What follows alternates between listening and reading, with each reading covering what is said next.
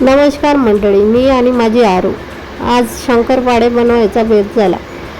4 वाटी मैदा घेतला मी 4 वाटी मैदा घेतला, त्यात चिमूटभर नमक टाकलं, ते चांगलं मिक्स करून घेतलं आणि त्याला थोडं बाजूला ठेवून दिलं। नंतर आपण साखर 1.5 वाटी घेतली, मी 1 वाटी टाकली मी, नंतर अजून अर्धी वाटी घेतली आणि त्याच्यात 1 वाटी एवढं दूध घातलं मी। 1 वाटी दूध घातलं, त्याला चांगलं मिक्स करून घेतलं।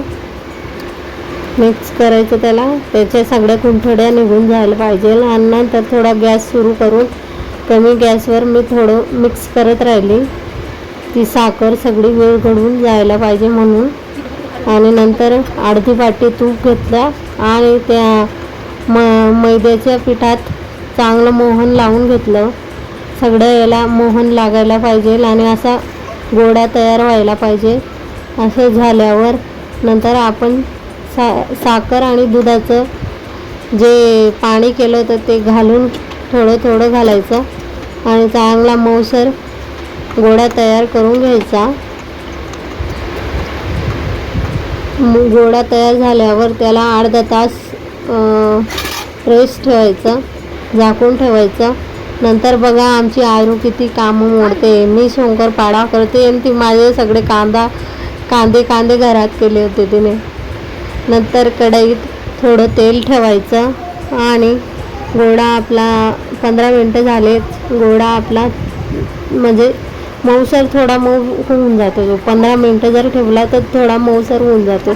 नंतर लाटायला घेतला आणि त्याला जास्त बारीक नका लाटू, थोडं जाडसरच राहू द्या, कारण की ते शंकरपाळे फुलून मस्त जाडसर राहिले की एकदम खुसखुशीत लागतात। नंतर लाटून घेतला आणि स्क्वेअर करून त्याचे सगळे स्क्वेअरमध्ये शंकरपाळे तयार केले।